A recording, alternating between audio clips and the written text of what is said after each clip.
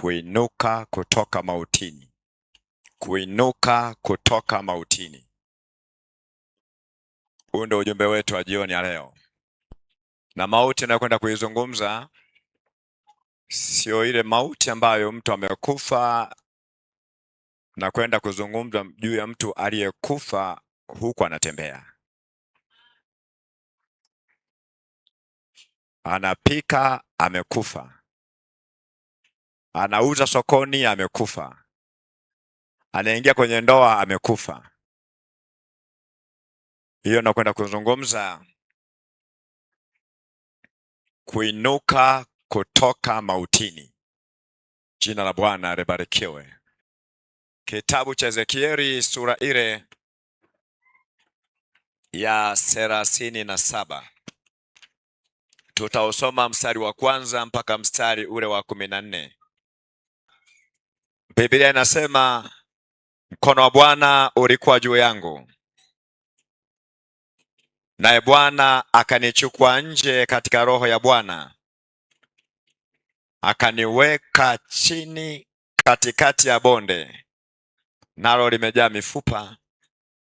Akathibitisha karibu nayo pande zote, na tazama, palikuwa na mifupa mingi katika ule uwanda, nayo tazama, ilikuwa mikavu sana. Akaniambia, mwanadamu, je, mifupa hii yaweza kuishi? Nami nikajibu, Bwana Mungu, wajua wewe. Kuna mambo ambayo nyakati zote yanaendelea katika maisha ya wanadamu, pasipokuwa na ufunuo wa kiungu ni ngumu sana kutambua kinachofanyika. Na kuna wakati mwingine unaweza kaona mambo baada ya Bwana kukufunulia, ukishayaona tena unabaki kwa tabani na hoi. Yanakuchanganya mambele zaidi kulingana na ukubwa maono na aina maono. Maono mengine ni ya kufadhaisha kupita kiasi, lakini Bwana anataka uone katika hali ya fedheha jinsi ambavyo hali yako ilivyo, au mambo yanaendelea katika nchi au kwa mtu fulani.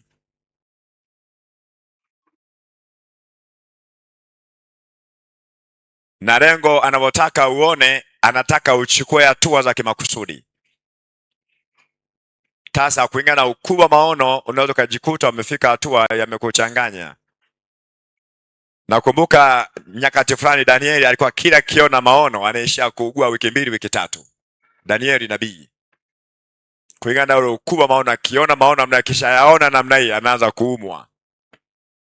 Kapata majibu, kaona maono, anaishia kwa mgonjwa wiki 2 wiki 3. Bwana Yesu asifiwe. Kuna kipindi niliwahi kuona maono, mimi mwenyewe naingia kwa Mungu kuomba, tena niliingia kwenye maombi ya kufunga karibu siku 2 nzima. Ile kuona nikaishia kuchanganyikiwa yani. Yakanichanganya kupita kiasi. Lakini kwa wema wa Mungu ni baada ya kutulia ndo nikapata majibu kupitia mambo yale maono yale. Uliomba mwenyewe, lakini kwa nini unachukua kwa ya kwako? Jina la Bwana libarikiwe. Hapa tunamuona mtumishi wa Mungu Ezekieli akiwa katika roho, anabebwa kwa mkono mwema wa Mungu, anapelekwa kwenye bonde ambalo limejaa mifupa isiyo na uzima ndani yake. Kwanza akabaki amepigwa na butwaa anaposhangaa mauaji halaiki katika bonde lile. Yaani maelfu ya watu wamepigwa mahali pale, wameuawa, hawana uzima, kichwa kiko kule, kiwili kule, ni siku nyingi zimepita. Lakini Mungu wa makusudi akayaruhusu hayo Ezekieli ayaone, kambeba kwa mkono wake. Hakuna maono ambayo utayaona kwa uwezo wako wewe. Lazima ulimwengu wa roho ufanye maamuzi kukuonyesha maono ya namna hiyo. Kama sio Mungu, basi kuzimu kunayo nafasi pia kuonyesha watu maono. Na nyakati zote ili shetani afanye mipango na watu, lazima awape maono. Na mtu akishika maono ya kuzimu huwa anakuwa mtumwa kwa namna isiyo ya kawaida. Yeye anaogopa kifo wakati wote. Na anakuwa hana majawabu, maono yake yanapumbaza namna ile. Ndio maana unakuta mara nyingi mtu akitoka kwa shetani kuja kwa Mungu ni swala kumshukuru Mungu, ni kushangilia. Kwanza mbingu zenyewe ndio zinashangilia mno, vibaya mno mtu mmoja mwenye dhambi anapotubu dhambi, kwa kweli kwa mateka nguvu za giza. Bwana anamwambia umeona sawa sawa? Ambia naona mifupa kwa namna ya kushangaza mno. Sijui nani alifanya mauaji ya namna hii. Na mifupa yenyewe mingine kwanza imeshaozeana, kwa sababu imetenganishwa kabisa. Kichwa kiko kivyake, mbavu kivyake, mikono kivyake, kila kiko vyake vyake. Akamuuliza swali, lakini wewe Ezekieli, wazani mifupa hii inaweza kuwa hai? Akasema mimi sielewi, unajua mwenyewe Mungu. Kama inaweza kuwa hai, wewe unaweza. Bwana Yesu asifiwe. Kuna mambo kwenye maisha yetu tunahitaji ufunuo ili kuweza kuyatatua. Kupata ufunuo ni jambo moja, na kushughulikia kesi ambayo tayari umeonyeshwa ni jambo jingine. Na ndio hapo ambapo tunahitaji kufika kwenye viwango vya kiroho kama marango ya mbinguni, kama watoto wa Mungu aliye juu, aliye hai. Kila jambo analokufunulia, analokuonyesha, analokusudi kwamba linahitaji kutendewa kazi. Bwana akamwambia umeona vema. Na kumbuka nimesema maono haya haoni mtu kama anavyotaka yeye, anaona kama vile Mungu anavyotaka. Au umemwomba Bwana, Bwana sielewi jambo hili, nahitaji unijulishe maana yake nini. Anaweza katatua kesi bila mafunuo aina yoyote, au anaweza kukufunulia jambo linaloendelea ili umakinike na uchukue hatua za makusudi. Na Bwana akikupa mafunuo, watu ambao inafuata ni hatua ya maombi, kwamba umeona vizuri, ndio sawa sawa. Maana yake sasa unahitaji uombe hiyo hali ambayo umeiona uigeuze. Kama ni hali mbaya umeiona, uigeuze iwe hali njema. Ndio maana utaona wakati mwingine roho ya ajali, unaona mtu mmoja amekufa, maana yake unahitaji upingane na hiyo roho ya ajali. Sio anza kusubiri kwamba nimeona mtu anakufa mmoja hapa, jamani ni hapa sijui kama kutakuja salama. Sio kama tutavuka salama, nimeona roho ya mauti natembea hapa natafuta mtu. Unapoona roho ya mauti tunaanza kuipinga. Ni Mungu anafanya mambo yale, anajua una uwezo huo wa kusimama kwa kutumia mamlaka ulionayo ili usiganishe na ile mauti. Tunakwenda sambamba. Nazungumza kuinuka kutoka mautini.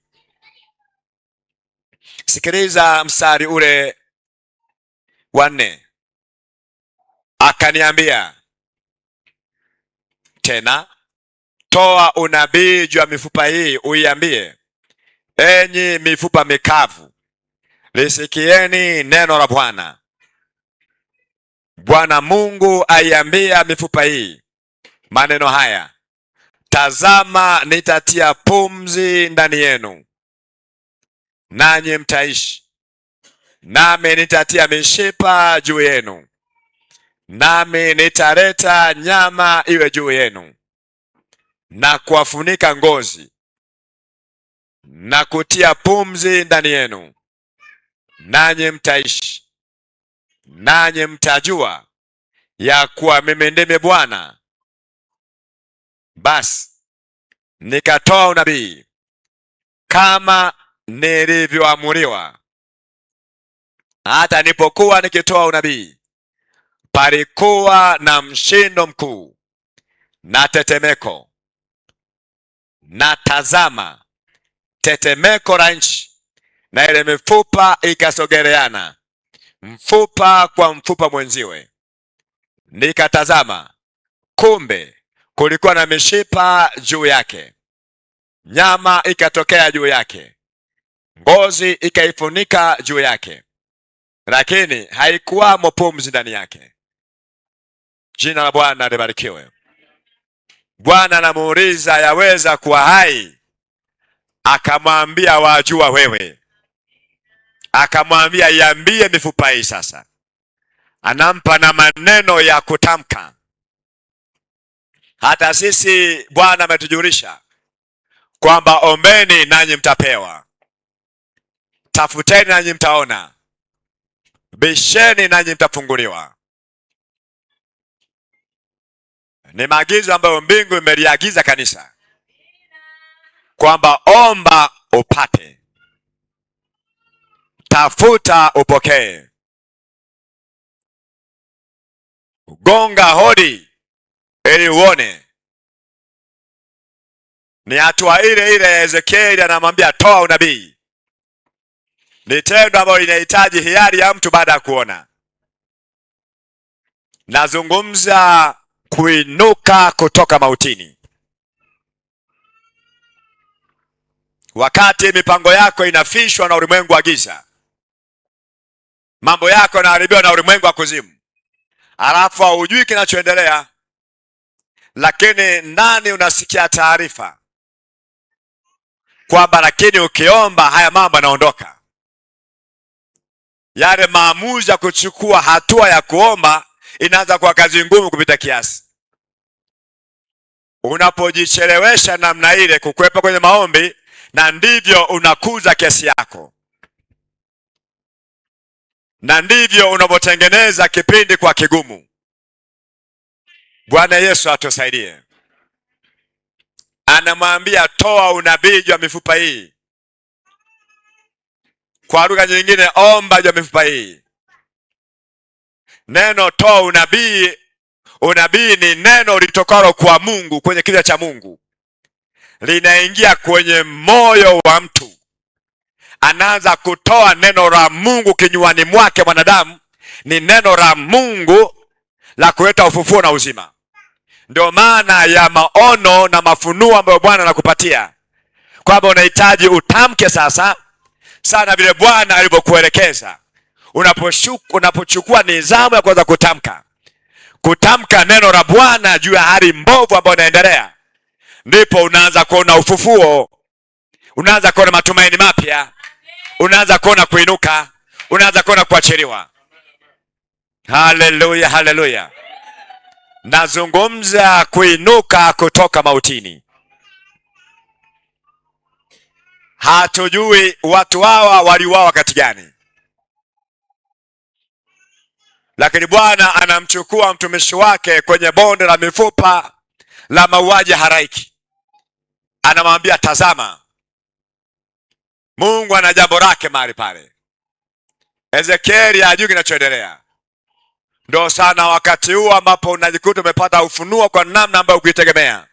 Unaona jambo ambalo kwanza halikuwa ajenda yako, wala ukuliombea. Nashangaa jambo, naona mambo ya mtu mwingine, mambo ya mji, mambo ya kanisa, mambo ya taifa, au mambo ya kazi yako.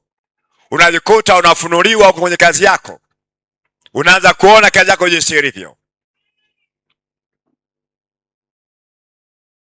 Manake kuna uvamizi, chukua hatua. Bwana anamwambia Ezekieli namna kuomba. Itabirie mifupa hii, ielekeze kwamba enyi mifupa mikavu uwe hai,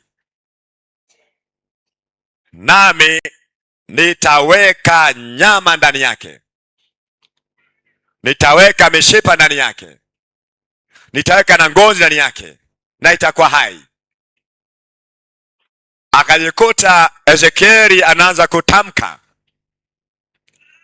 akatamka kwa imani. Anasema nilipokuwa nikitamka namna ile, nikiitabiria ile mifupa mikavu, enyi mifupa mwe hai, avotamka namna ile, tamka namna ile.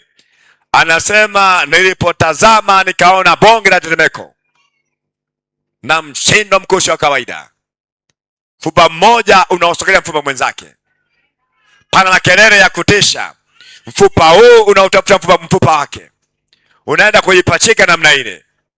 Anashangaa sinema namna ile, anaona tayari ndani ya masanamu yale tayari anaona yana mishipa, mara anaona yana nyama, mara anaona yana ngozi, alafu anaona ni mtu amekamilika, ila ni watu ambao hawapumui, hawaongei.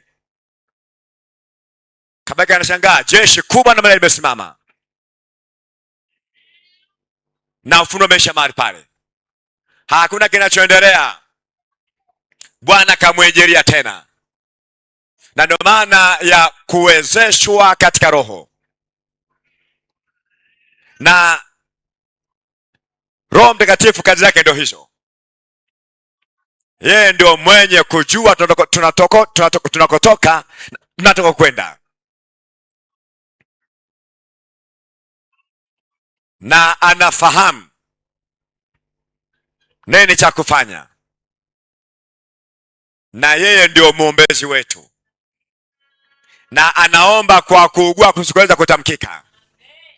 Kwa hiyo unapoonyeshwa jambo kwa uwezesho wa Roho, Roho huyo ataweka maneno ulimini mwako namna ya kuomba. Ni kitendo cha kufungua kinywa chako na kuanza kuomba. Unapoanza kutamka juu ya hali ambayo inazingira maisha yako, unapoieleza ile hali ngumu ya kufa ambayo haiwezekani kwa akili ya kibinadamu, unaanza kutamka kwa imani namna ile, ukimwamini Mungu atendaye mambo ya ajabu anaweza kafanya katika hili. Unapotamka namna ile, umetia imani kutamka. Unapoomba namna ile kwa jambo lile, Roho Mtakatifu anaweka maneno ambayo unaomba. Maneno yale yeye anayabeba kama muombezi, anaomba kwa kuugua kusiweza kutamkika.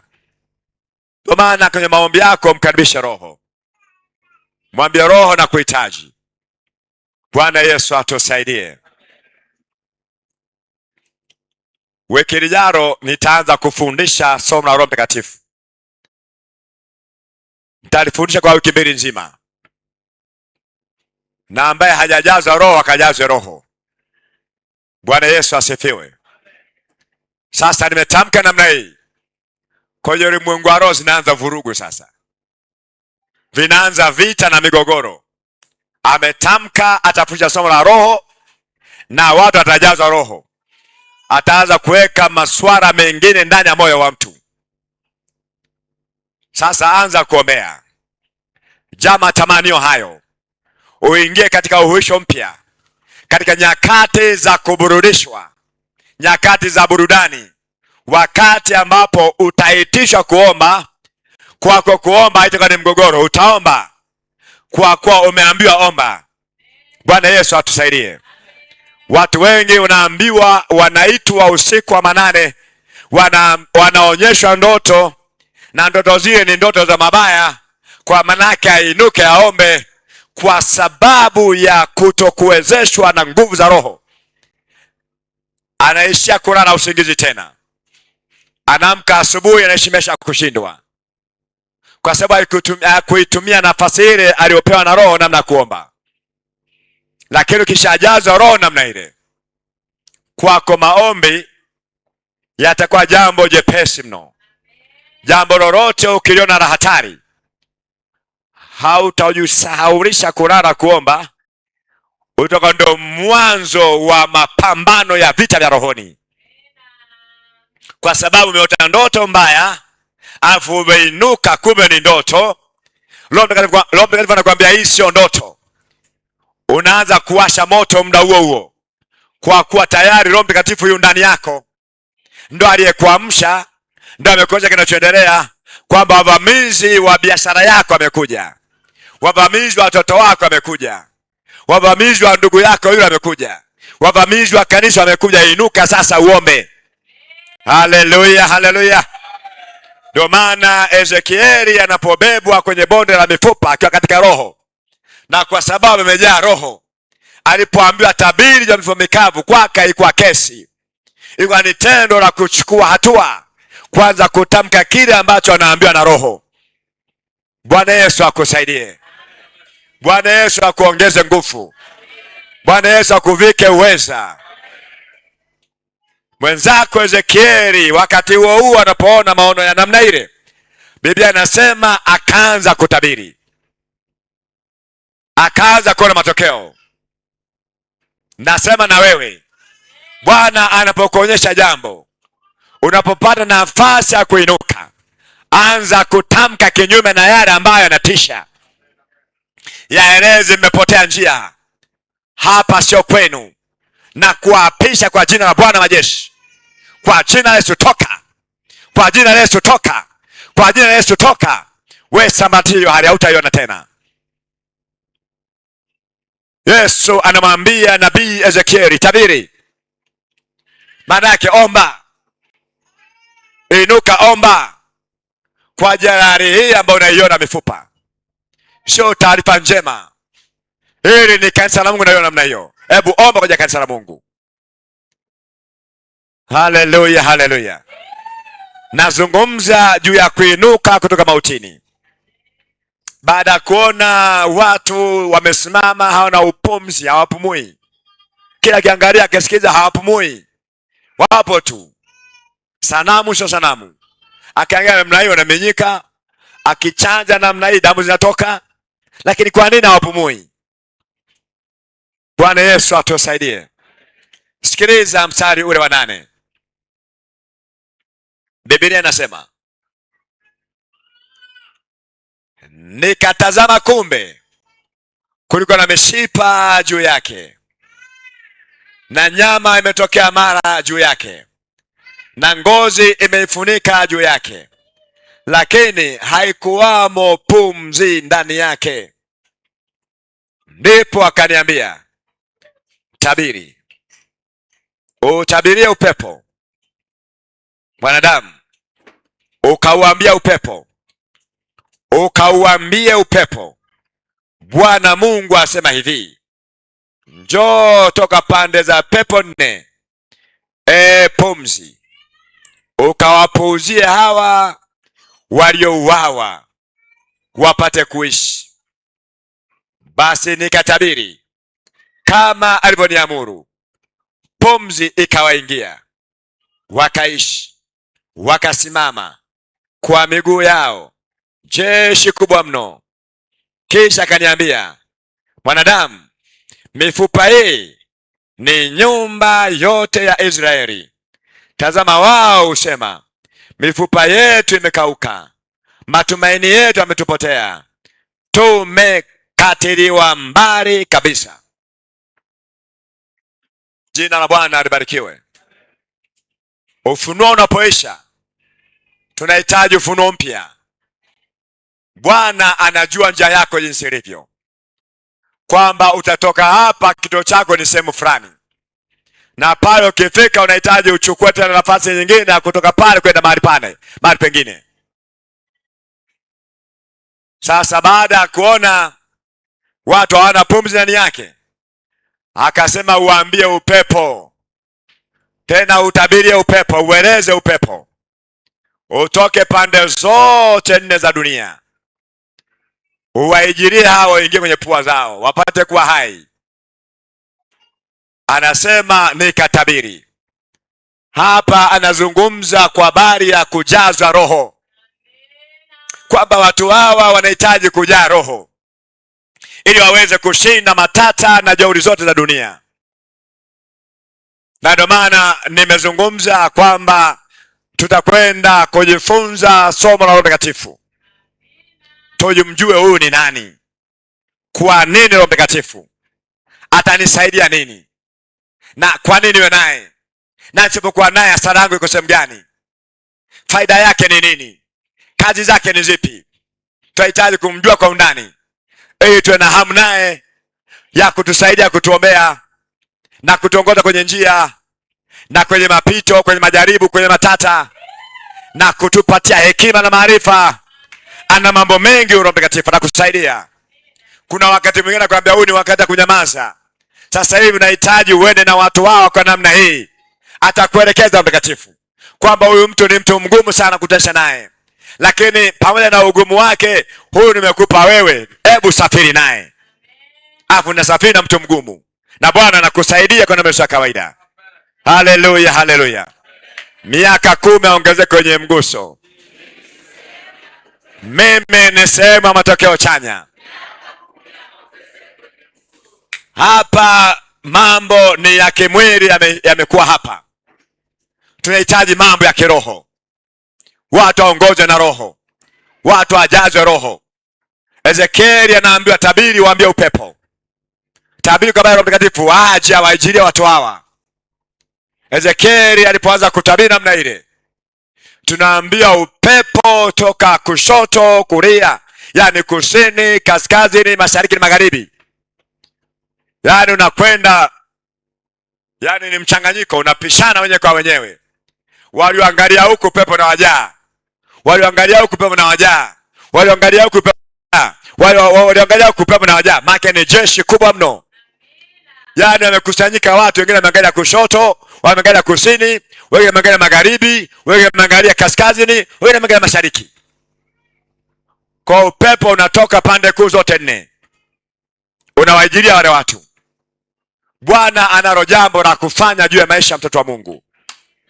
Kuna wakati mwingine tumetembea kimwili mno, tumewaza kimwili, tumetatua mambo yetu kimwili, lakini umefika wakati wa kutembea katika roho, wa kutenda katika roho, kutatua kesi katika roho, kufanya mambo katika roho. Ukifika wakati huo utafarakana na mifumo mbalimbali. Kuna wakati Yesu hakueleweka. Bwana mwambia mwanamke huyu amefumaniwa, huyu ni mzinifu huyu. Biblia inasema piga kwa mawe yafe. Wewe unasemaje? Yani wameamua kumjaribu Yesu. Yani kuna mambo mengine yatakuja kwako kama majaribu. Imijitu ina tani za rohoni, ina ufahamu mpana. Ni mijitu yenye mbavu kubwa, ina tani za rohoni, wana mawanda mapana. Ndio kesi zingine zinahitaji sasa maongozi ya roho, namna kuzitatua, kwa sababu huwezi kabeba jambo zito sana sana. Utaishakulia na kuomboleza. Bwana Yesu asifiwe. Au utakimbia na wokovu utapotea. Elia alikutana kesa namna ile. Mwanamke anamwambia kesho jioni kama ya leo, furaha ulionayo ya kuchinja manabii yao, na wewe utoka na shangilia kuchinjwa kwako. Jamaa katimka mbio mpaka alipopata nguvu mpya tena. Alipopata nguvu mpya kaenda mlimani kwa siku 40, hali hanywi.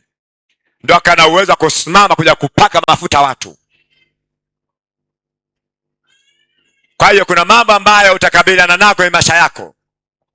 Mengine ni makontena, afu ni kilikuu. Unahitaji bebe kontena kilikuu. Uwezi kabeba kontena kilikuu, utakufa. Lakini kwa uwezesho wa Roho Mtakatifu, kilikuu anaweza kabeba kontena. Pajero hii itabeba kontena na linaenda na watu wanashangaa inakuaje. Ndio naanza kusema muujiza, muujiza, muujiza. Kwa nini? Kwa sababu ya uwezesho wa nguvu isiyo ya kawaida imekaa ndani yako, yenye uwezo kutatua kesi nzito. Wakapeleka pale majanga mbele ya Yesu na wanataka wamjaribu. Vyovyote atakavyojikwaa, yani akisema tu piga kwa mpaka ufe. Tambia ndo nabii gani wewe? Pale pale anamwasha moto. Akisema acha, anaambia nabii gani wewe? Umetengwa maandiko. Wataua pale pale. Kwa kesi ila kaitatua kiutu uzima. Wako rohoni akaingia rohoni. Bwana Yesu asifiwe. Maanake unafikiri mtu anayecheka mbele yako yuko rohoni, yuko anacheka yuko mwilini.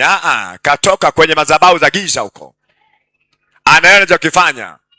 Akabana nimekuletea machungwa haya utafuna uyale. Yale ni moto, yale machungwa yale. Kwa mwenzako ana ajenda ya asili, kaweka nyembe mle, kaweka sindano mle, kila tu tayari ni kuchoma choma tumbo yako, ulikuwepo haupo tena. Umekuwa tunda la kifo. Yani chungwa na kutokea puani. Sasa unahitaji libebe ile chungwa ukiwa na tani za kiroho. Limeletwa kwanza, ukikamata tu ile chungwa, tukikamata tuna mele chungwa lile. Yani wakati mwingine tunakanyongwa hapo hapo. Kwa unalikamata ile chungwa, alafu unapokea uponyaji ile chungwa, alafu nakula ile chungwa na kwa usalama, na mlinda chungwa anabaki anashangaa, imekuwaje mambo kama haya? Wakamwambia tuambie, Musa atuambia piga kwa mpaka hapo, unasemaje? Yesu akawachunguza, akaangalia. Wanajaribu hawa. Akawaambia ambaye hana dhambi awe wa kwanza kumpiga kwa mawe mpaka afe. Wakairuka wote kapotea. Kuna wakati hakunaga majibu ya moja kwa moja. Ndio maana ukiangalia Yesu aliuliza maswali mengi sana kwenye mafundisho yake. Huduma yake ilikuwa ni ya maswali tu, na maswali mengi aliyoulizwa yeye alijibu machache sana, mengi ya kujibu. Mmoja wapo liko kama hili: Musa alituambia hivi, mtu akifumaniwa kwenye uzinzi apigwe kwa mawe mpaka afe. Wewe unasemaje? Ni andiko limeandikwa, wewe unasemaje? Yesu akujibu swali hili. Miongoni mwa maswali aliyoulizwa machache, alijibu machache zaidi, mengi ya kujibu. Ila yeye aliuliza maswali mengi zaidi waliomuuliza. Akauliza maswali, yeye ameuliza maswali mengi zaidi, na watu walishinda kuyajibu. Wakishinda kujibu na hajibu. Kwa nini? Anataka mtu ajue kutafakari, ajue kuangalia. Ndio maana hapa swali nasukuma kwa Ezekieli: je, hii mifupa yaweza kuwa hai? Unajua wewe, Ezekieli ana tani za kiroho, ana nguvu za kiroho. Bwana akuvike uweza huo, Bwana akuvike nguvu hiyo. Kuna mambo unahitaji yatatue katika roho, hautayahukumu katika hali ya mwili. Na ndio maana wakati mwingine mtu yule umemchukia ni kwa sababu tu umemtafasiri mwilini, haujaingia rohoni. Ungeingia rohoni ungejua yeye ni nani huyo mtu. Kuna mambo mengine hayabebeki, ni mazito, hayana majawabu, yamhitaji Mungu. Na kama sio wakati wa Bwana, uwezo kaliondoa kwa uwezo wako, kwa akili yako, kwa nguvu yako, mpaka Bwana aingilie kati. Jina la Bwana libarikiwe. Akasema hebu atabiri kwa habari ya nguvu, wajazwe hawa.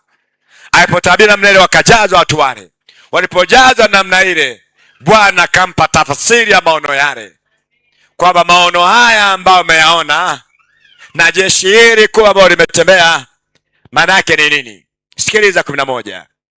Kisha akaniambia, mwanadamu, mifupa hii ni nyumba yote ya Israeli.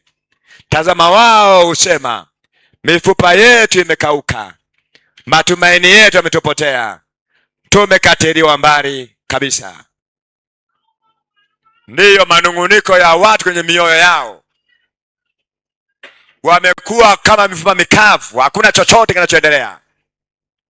Wamenungunika namna ile kwamba Bwana ametuacha, Bwana hatuthamini, Bwana hanioni, napitia jambo hili, napitia shida hii, lakini Bwana hayuko upande wangu. Yaani haoni raha ya kumtumikia Mungu. Ama ndivyo wanavyozungumza hawa. Wabaki ni mifupa mitupu, ni wakame, hawana chochote, hawana lolote. Bwana Yesu atusaidie. Bwana atuhuishe kwa upya. Nasema inuka tena kutoka mautini. Bwana Yesu akusaidie, Bwana akutetee. Wewe unahitaji kularama, unahitaji kuinua maombi, kwanza kutamka. Tunakwenda kutabiri jioni hii.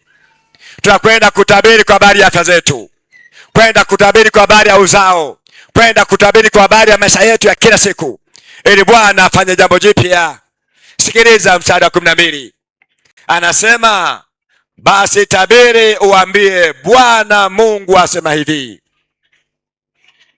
tazama, nitafunua makaburi yenu na kuwapandisha kutoka katika makaburi yenu, enyi watu wangu, nami nitawaingizeni katika nchi ya Israeli, nanyi mtajua ya kuwa mimi ndimi Bwana, nitakapoyafunua makaburi yenu na kuwatoa ninyi katika makaburi yenu, enyi watu wangu, nami nitatia roho yangu ndani yenu, nanyi mtaishi, nami nitawawekeni katika nchi yenu, nanyi mtajua ya kuwa mimi Bwana nimesema hayo na kuyatimiza, asema Bwana wa majeshi.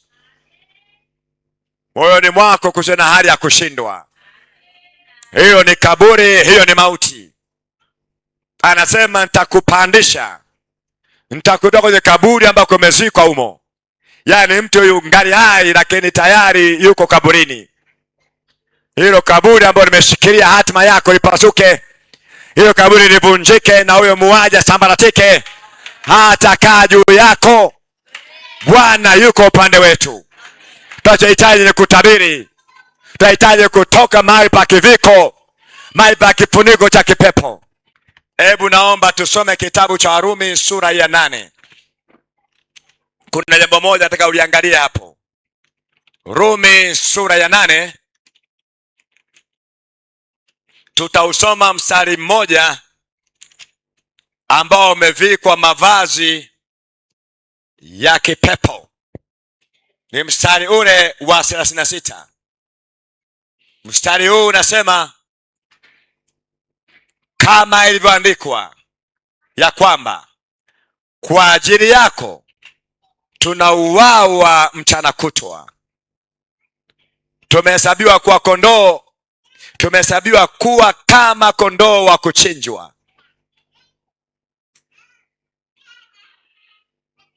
Kuna kufa, kuna kuuawa. Kufa, mtu amekufa kwa ugonjwa. Kuuawa, mtu ameuawa si kwa ugonjwa, alikuwa ni mzima tu. Kapigwa risasi, kapigwa panga, kapigwa nyundo, kanyongwa, tunasema ameuawa. Nani amemuua huyo? Pale juu ukiangalia, ukisomea mstari wa ngapi, kianzia mstari wa 13, anazungumza zile hali za kufisha. Lakini ukiangalia mstari wa 7, anasema lakini katika mambo hayo yote tunashinda zaidi ya kushinda kwake yeye tupenda. Anasema nitayafunua makaburi yenu. Make watu wanatembea wangali hai, wanatembea wameuawa na ulimwengu wa giza. Matamko yote ya siri yanayochinja ndoa yako, ndoto yako, mipango yako, biashara yako, tunakwenda kusimama kwa imani. Tutakwenda kuomba kwa imani. Tutakwenda kutabiri kwa imani. Jambo lako litoke mautini. Hali yako itoke mautini. Kuna vitu vinahitaji visikie sauti. Hii mifupa yaweza kuongea, yaweza kuwa hai. Wajua wewe, iambie iwe hai. Tutakwenda kuiambia hali yako ambayo unaipitia. Tutakwenda kuieleza iwe hai. Uwe hai, uwe hai, uwe hai. Simama kwa miguu yako. Ni Bwana ambaye hajawahi kushindwa neno. Maisha ya kimaombi ya mwombaji yanampa vitu vingi vya ziada. Utaona mambo magumu yanahitaji miaka 5 kupokea uponyaji, yanahitaji miaka 7 kupata ushindi. Bwana anashughulika nao. Bwana anaingilia kati. Bwana anafufua matumaini. Kuna magonjwa ya tabia, tabia mbaya, tabia za mauti. Magonjwa namna ile, kile ni kifuniko. Ile ni vazi la kuzimu, ni vazi la mauti, ni roho ya mauaji. Inahitaji ng'olewe hiyo. Hiyo kaburi inahitaji ifunuke hilo, ili mtu aliye hai atoke mle aliyezikwa. Bwana Yesu atusaidie.